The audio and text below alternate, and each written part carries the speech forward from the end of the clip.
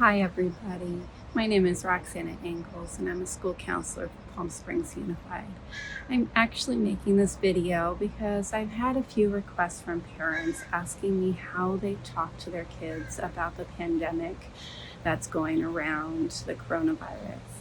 And there is a way to talk to your children. They can get a lot of anxiety and worry about what's going on, and if they don't have information, it can get really big in their own mind and make it a lot worse, even worse than what it is. So I have compiled a list of a few different things of how you can speak to your children about the coronavirus. So I might be reading from it.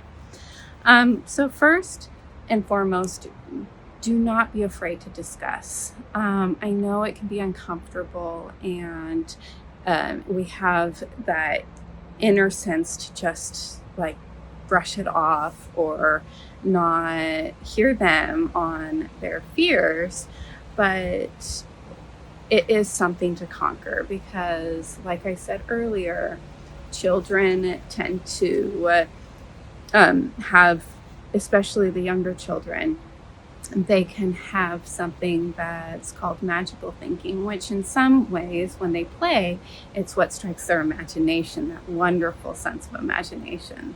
But on the flip side, when they see something on the news or that their parents are talking about that can be very scary, they can also make it very big and close to home, and they have a lot of fears over it. So the next thing, so number 2,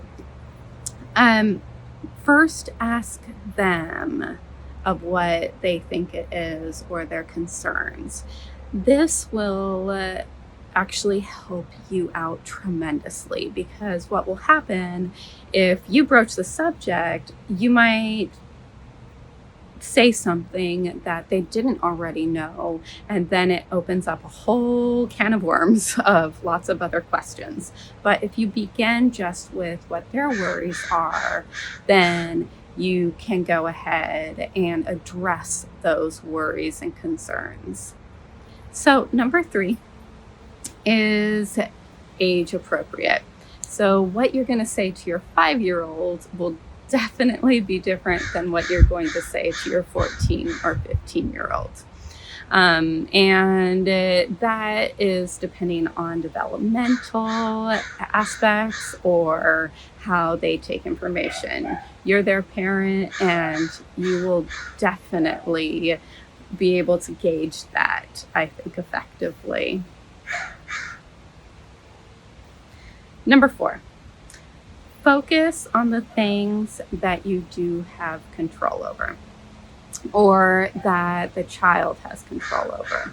So if you can focus on hygiene, or talk about why we're social distancing from others, or why we're staying home, those are the things that we can control to keep us safe. And with that comes a lower anxiety and lower worry. And then the last for right now, number 5, is maintaining some sort of a routine. Children love structure, and they're used to school structure. And now that we're home, they may or may not have that. They do like to know what they're going to look forward to. So if you kind of contain some sort of a structure for them, that also lowers their anxiety and worry. So what I mean by that is, at a certain time, have like a wake up time and a breakfast time. If they're doing their supplemental work at that time, anything that you have for the day, try to keep it to somewhat of the same schedule, and that will definitely lower their anxiety. So just a quick recap of the 5 things. Number 1, do not be afraid of addressing this with your child. I love the quote that Mr. Rogers always says, what is mentionable is manageable.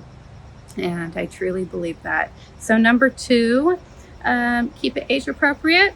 And number 3, also focus on the things that you can control.